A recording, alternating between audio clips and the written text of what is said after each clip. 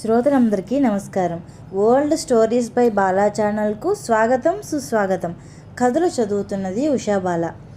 ఈరోజు అల్లావుద్దీన్ అద్భుత ద్వీపం కథ రెండవ భాగం. చీనా దేశంలో అల్లావుద్దీన్ అనే పేద కుర్రాడు ఉండేవాడు. వాడి తండ్రి పోయాడు. తల్లి వాణ్ణి ఎంతో శ్రమపడి పెంచుతున్నది. వాడు అస్తమానము వీధుల్లో తన 7 కుర్రవాళ్లతో చేరి ఆడుతూ తల్లికి ఏ విధంగానూ ఉపయోగపడకుండా తిరుగుతూ ఉండేవాడు. ఇంతలో ఆ ఊరికి మొరాకో దేశం నుంచి ఒక మాంత్రికుడు వచ్చాడు. అల్లావుద్దీన్తో వాడికి పని ఉన్నది. అందుచేత అల్లావుద్దీన్ పినతండ్రినని చెప్పుకొని అల్లావుద్దీన్ తల్లిని పరిచయం చేసుకున్నాడు. ఈ కొత్త చుట్టం తన కొడుకును ప్రయోజకుడు చేస్తాడని ఆమె నమ్మింది. ఆ రాత్రి అల్లావుద్దీన్కు ఆనందోద్రేకంతో నిద్ర పట్టనే లేదు. తెల్లవారుతూనే ఎవరో తలుపు తట్టారు. అల్లావుద్దీన్ తల్లి వెళ్ళి తలుపు తీసింది. బయట మాంత్రికుడున్నాడు. అతను అల్లావుద్దీన్ ఏం చేస్తున్నాడు అని అడిగాడు.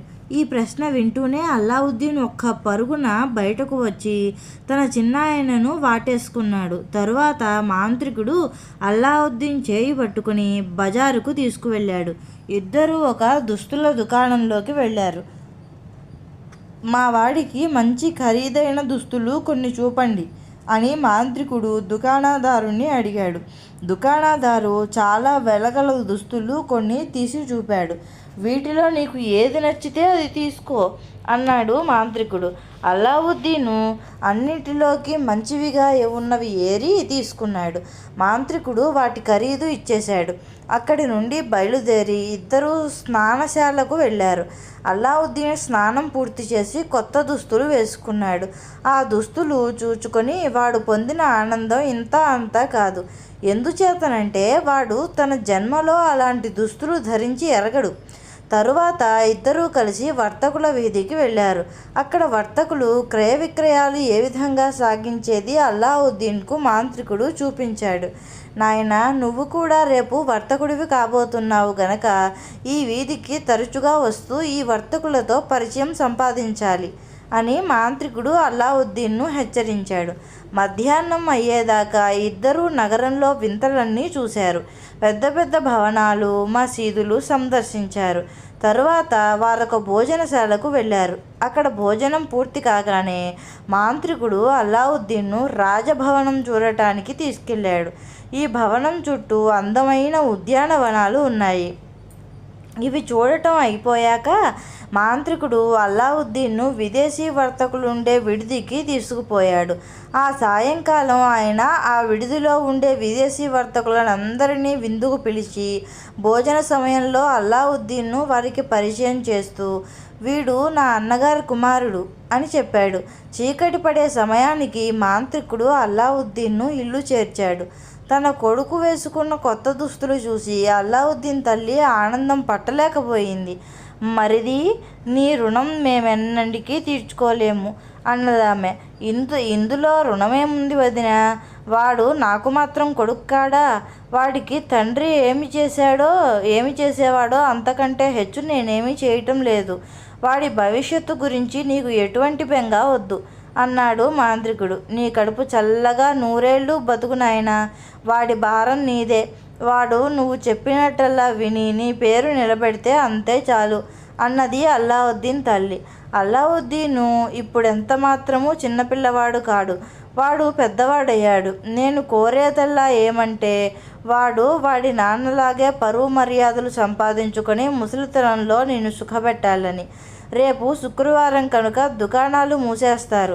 ఎల్లుండి అల్లావుద్దీన్ చేత దుకాణం తెరిపిస్తాను. రేపు ఉదయం వచ్చి వాణ్ణి తీసుకుపోతాను. నగరం వెలుపల ఉన్న తోపులు చూసి వస్తాము. అక్కడికి గొప్ప గొప్ప వాళ్ళంతా సెలవు రోజు వనవిహారాలకు, వనభోజనాలకు వస్తారు. మన వాణ్ణి వాళ్లకు పరిచయం చేస్తాను అని చెప్పి మాంత్రికుడు అల్లావుద్దీన్ తల్లి వద్ద సెలవు పుచ్చుకొని తన బసకు వెళ్ళిపోయాడు. ఆ రాత్రి అల్లావుద్దీను తన భవిష్యత్తును గురించి రకరకాలుగా ఊహించుకుంటూ నిద్రపోయి మర్నాడు ఉదయం పెందలాడే లేచాడు. మాంత్రికుడు వచ్చి తలుపు తట్టినప్పుడు వాడే వెళ్ళి తలుపు తెరిచాడు.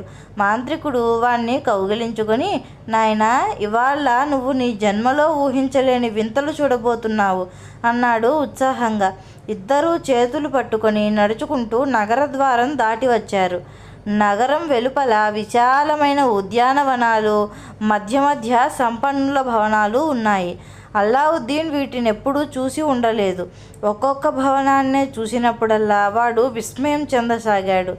నగరం దాటి చాలా దూరం వెళ్ళి వాళ్ళు అలసిపోయారు.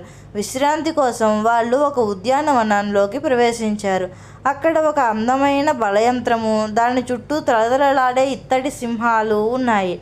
మాంత్రికుడు తన రొండి నుంచి ఒక సంచి తీసి అందులో నుంచి పళ్ళు, తినుబండారాలు అల్లావుద్దీన్కి ఇస్తూ, ఆకలిగా ఉందేమో, వీటిని తినుబాబు అన్నాడు. పలహారం అయ్యాక ఇద్దరూ మళ్ళీ ప్రయాణం సాగించారు. మనం ఇంకా ఎంత దూరం వెళ్ళాలి చిన్నాయనా? తోటలన్నీ దాటి వచ్చేసాం. ముందుకు పోతే ఆ ఎదురుగా కనిపించే కొండ తప్ప ఇంకేమీ లేదు. మనం ఇక తిరిగిపోదాం. నడిచి నడిచి నా కాళ్ళు తెగ తాగుతున్నాయి అన్నాడు అల్లావుద్దీన్. మగవాడివి కావుట్రా, అలా దిగజారిపోతావేం? నీకింకో రకం ఉద్యానవనం చూపించబోతున్నాను. నువ్వు చూసిన అన్ని ఉద్యానవనాల కన్నా కూడా అది అందమైనది. ప్రపంచంలో ఏ మహారాజు వద్ద అటువంటి ఉద్యానవనం ఉండదు అన్నాడు మాంత్రికుడు. అల్లావుద్దీన్కు మార్గశ్రమ తెలియకుండా ఉండేందుకు మాంత్రికుడు చిత్ర విచిత్రమైన కథలు చెప్పాడు. ఇంతలో ఇద్దరూ ఒక చోటికి వచ్చి చేరారు. ఈ చోటు చూడటానికే ఆ మాంత్రికుడు మొరాకో దేశం నుంచి చీనా దేశానికి వచ్చాడు. మనం చేరవలసిన చోటికి చేరుకున్నాం. కాసేపు విశ్రాంతి తీసుకో.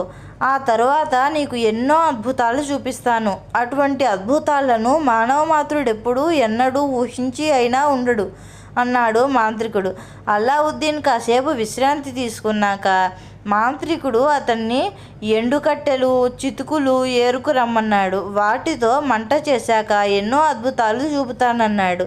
తన చిన్నాయన ఏం వింతలు చూపుతాడా అని ఆశ్చర్యపడుతూ అల్లావుద్దీన్ చుట్టూ ఉన్న పొదలలోకి వెళ్ళి చితుకులు, ఎండు పుల్లలు ఏరి పెద్ద మోపు కట్టి తెచ్చి మాంత్రికుడి ముందు పెట్టాడు.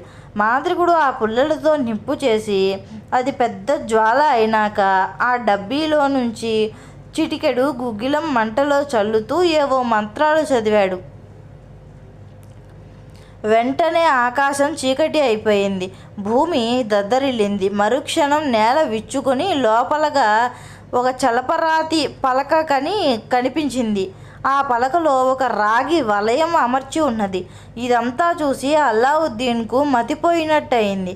వాడు పారిపోవటానికి ప్రయత్నించాడు. కానీ మాంత్రికుడు వాడిని పట్టుకుని వాడి నెత్తి మీద పిడికిలితో బలంగా కొట్టాడు. ఆ దెబ్బకి అల్లావుద్దీన్ స్పృహ తప్పి పడిపోయాడు. మాంత్రికుడు తన మంత్రశక్తితో వాడికి స్పృహ తెప్పించవలసి వచ్చింది. అల్లావుద్దీన్ కళ్ళు తెరిచి, నేనేం తప్పు చేశానని నన్ను కొట్టావు చిన్నాయనా అని అడిగాడు. మాంత్రికుడు మృదువుగానే జవాబిస్తూ, నాయనా, నువ్వు కుర్రతనం వదిలించుకొని మగతనం సంపాదించాలనే ఉద్దేశంతోనే కొట్టాను. నేను నీ తండ్రికి తమ్ముణ్ణి, నీకు చిన్నాయనను. నా మాట వినటం నీ విధి. నేను చెప్పినట్టు చేస్తివా, నిన్ను ప్రపంచంలో ఉండే చక్రవర్తులందరికంటే కూడా ధనికుణ్ణి చేస్తాను. కనుక నేను చెప్పేది జాగ్రత్తగా విను. నా మంత్రాల మహిమ వల్ల భూమి ఎలా విచ్చుకున్నది నువ్వు చూసావు కదా. ఆ కనపడే రాతి పలక అడుగున ఒక గొప్ప నిధి ఉన్నది. దానిని పైకి తీసే శక్తి నీకు మాత్రమే ఉన్నది. ఆ రాతిని నువ్వు మాత్రమే ఎత్తి దాని కింద ఉండే మెట్లు దిగి వెళ్ళగలవు. సరిగా నేను చెప్పినట్టు చెయ్యి. రాతి కింద ఉన్న ధనాన్ని మనమిద్దరము పంచుకుందాం అని అన్నాడు. ఈ మాటలతో అల్లావుద్దీన్ తనకు తగిలిన దెబ్బ కూడా మర్చిపోయి, ఏం చేయాలో చెప్పు చిన్నాయనా, నువ్వు చెప్పినట్టే చేస్తాను అని అన్నాడు. మాంత్రికుడు అల్లావుద్దీన్ను దగ్గరికి తీసుకొని ముద్దు పెట్టుకుని, నాయనా, నువ్వు నాకు కొడుకు కన్నా ఎక్కువైన వాడవు. నాకు ప్రపంచంలో నువ్వు తప్ప వేరే బంధువు లేడు. నాకు నువ్వే వారసుడవు. నిన్ను చూద్దామని, ధనవంతుణ్ణి చేద్దామని ఇంత దూరం వచ్చాను. చూడు, ఆ రాతిలో ఉండే రాగి వలయాన్ని పట్టుకొని పైకెత్తి రాయి పైకెత్తు, అప్పుడు రాయి పైకి వచ్చేస్తుంది అని అన్నాడు. అంత రాయిని నేను ఒక్కనే ఎత్తగలనా చిన్నాయనా? నాకంత బలం లేదు, నువ్వు కూడా కాస్త సాయం పట్టు అన్నాడు అల్లావుద్దీను. ఈ పని నీ ఒక్కడి వల్లే కావాలి. నేను చెయ్యి పెట్టాను, మనం పడిన శ్రమ యావత్తు నిరుపయోగమైపోతుంది. చెప్పాను కదా, ఆ రాతిని ఎత్తగలవాడివి ఈ ప్రపంచంలో నువ్వు ఒక్కడివే. రాయి పైకెత్తేటప్పుడు నీ పేరు, మీ నాన్న పేరు, మీ అమ్మ పేరు ఉచ్చరించాలి అని అన్నాడు మాంత్రికుడు. అల్లావుద్దీన్ తనకున్న బలమంతా వినియోగించి మాంత్రికుడు చెప్పిన ప్రకారమే రాతిని పైకి ఎత్తాడు. అది అతనికి ఎక్కువ బరువు అనిపించలేదు. ఆ రాతిని తీయగానే దాని అడుగున 12 మెట్లు, వాటి చివర ఒక ద్వారము కనిపించాయి. అప్పుడు మాంత్రికుడు ఇలా చెప్పాడు, అల్లావుద్దీన్, నేను చెప్పేది చాలా శ్రద్ధగా విను. అక్షరాలా నేను చెప్పినట్టే చెయ్యి. నా మాటలు వెంట్రుక వాసి కూడా అతిక్రమించవద్దు. ఆ కనిపించే మెట్లు దిగి అడుగున ఉన్న గుహలోకి వెళ్ళు. అందులో పెద్ద చావడి ఉంటుంది. అది 4 భాగాలుగా చేసి ఉంటుంది. వాటన్నింటిలోనూ వెండి బంగారాలు నిండిన హుండీలు ఉంటాయి. నువ్వు అక్కడ క్షణం కూడా ఆగవద్దు. అక్కడి వస్తువులను కానీ గోడలను కానీ తాకవద్దు. ఆఖరుకు నీ బట్టలు కూడా దేనికి తగలకుండా చూసుకో. పొరపాటున దేన్నైనా తాగావో మరుక్షణం నల్లరాయిగా మారిపోగలవు. జాగ్రత్త. చావడి చివరను ఒక ద్వారం కనిపిస్తుంది. రాయి ఎత్తేటప్పుడు ఉచ్చరించినట్టే నీ పేరు, మీ నాన్న పేరు, అమ్మ పేరు ఉచ్చరించి తలుపుతేరు. దాని అవతల చక్కని పళ్ళ చెట్లు గల తోట కనిపిస్తుంది. ఈ తోటలో 50 గజాల దూరం వెళ్ళాక నీకు 30 మెట్లు కనిపిస్తాయి. వాటిని ఎక్కిపోతే ఒక ఎత్తైన డాబా కనిపిస్తుంది. ఈ డాబాకు ఎగువగా ఒక దీపం వేలాడగట్టి ఉంటుంది. ఆ దీపాన్ని దించు. అందులో ఉండే చమురు అవతల పారబోయి తరువాత దీపాన్ని నీ చొక్కా లోపల దాచు. ఆ దీపంలో ఉండేది మామూలు చమురు కాదు. అందుచేత నీ బట్టలు పాడవుతాయని భయపడనవసరం లేదు. వచ్చేటప్పుడు తోటలో నీకు కావలసిన పళ్ళు కోసుకొని తెచ్చుకో. మాంత్రికుడు ఇదంతా చెప్పి తన వేలి నుండి ఒక ఉంగరం తీసి అల్లావుద్దీన్ వేలికి తొడుగుతూ, నాయనా, ఈ ఉంగరం నిన్ను అన్ని ఆపదల నుంచి రక్షిస్తుంది. నువ్వు మటుకు అక్షరాల నేను చెప్పినట్టే చెయ్యి. ఏమాత్రమూ భయపడకు, ధైర్యంగా ఉండు. కొద్దిసేపట్లో నువ్వు ప్రపంచంలోకెల్లా ధనవంతుడవు కాబోతున్నావు అని అన్నాడు మాంత్రికుడు. అల్లావుద్దీను గుంటలోకి దూకి మెట్లు దిగి ద్వారం గుండా గుహలో ప్రవేశించాడు. మాంత్రికుడు చెప్పినట్టే ఒక పెద్ద చావడి 4 విభాగాలుగా చేసి ఉన్నది. ఒక్కొక్క విభాగంలోనూ ఒక్కొక్క హుండీ ఉన్నది. ప్రతిదానిలోనూ బంగారం ఉన్నది. అల్లావుద్దీను అక్కడ ఆగక, దేన్ని తాకక అతి జాగ్రత్తగా చావడి దాటి తోటలోకి ప్రవేశించి తరువాత మెట్లెక్కి డాబా మీదకి వెళ్ళాడు. అక్కడ వేలాడగట్టి ఉన్న లాంతరును దించి అందులో ఉన్న చమురు పారబోసి దీపాన్ని తన చొక్కా లోపల భద్రంగా దాచుకున్నాడు. తరువాత అల్లావుద్దీన్ తోటలోకి తిరిగి వచ్చి అక్కడి చెట్లను మొదటిసారి పరీక్షగా చూశాడు. ఆ చెట్ల మీద అన్ని రంగుల పళ్ళు ఉన్నాయి. కానీ అల్లావుద్దీన్కు ప్రపంచ జ్ఞానం లేకపోవటం చేత అవి నిజంగా పళ్ళు కావని, నవరత్నాలని తెలుసుకోలేకపోయాడు. విలువ కట్టడానికి వీలు లేని వజ్ర, వైఢూర్య, మరకత, మాణిక్య, గోమేధిక పుష్యరాగాలు ఆ చెట్ల కొమ్మలకు పళ్ళులాగా వేలాడుతున్నాయి. అటువంటి రత్నాలు ప్రపంచంలో ఏ రాజు వద్ద లేవు. వాటిని చూసి అల్లావుద్దీన్ రంగురంగుల గాజు ముక్కలు అనుకున్నాడు. వాటి విలువ తెలియకపోయినా అవి వెదజల్లే రంగుల కాంతులు చూసి అల్లావుద్దీన్కు ఎంతో ముచ్చట వేసింది.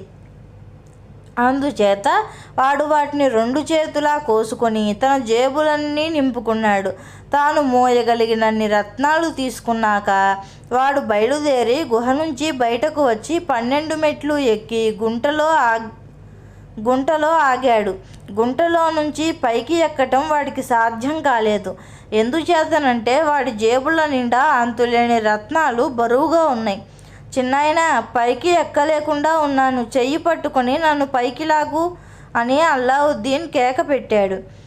లాంతరు బరువుగా ఉన్నదేమో, అది ముందు నాకు ఇచ్చేయి అన్నాడు మాంత్రికుడు ఆదుర్దాగా. ఇప్పుడు దాన్ని పైకి తీయటం సాధ్యం కాదు, నన్ను పైకి లాగేసినాక ఇస్తాను అన్నాడు అల్లావుద్దీను. కానీ మాంత్రికుడికి కావలసింది లాంతరు. అది చేతికి రాకపోయేసరికి చిరాకు పడిపోతూ, ఆ లాంతరు ముందులా ఇవ్వు అని గదమాయించాడు. కానీ జేబుల్లోనూ చొక్కా లోపల రత్నాలు నింపుకున్న అల్లావుద్దీన్కు లాంతరు పైకి తీయటం సాధ్యం కాలేదు. ఆ దీపాన్ని అల్లావుద్దీన్ తనకే ఉంచేసుకోవాలనుకుంటున్నాడనుకొని మాంత్రికుడు మండిపడ్డాడు. దుర్మార్గుడా, ఆ లాంతరు నాకు ఇవ్వకపోయావు గనక నీ గతి ఏమిటో చూసుకో అంటూ చితుకుల మంట వద్దకు వెళ్ళి ఏవో మంత్రాలు చదువుతూ అందులో ఇంత గుగ్గిలం చల్లాడు. మరుక్షణము చలపరాయి దభాల్న యథాస్థానంలో పడిపోయింది.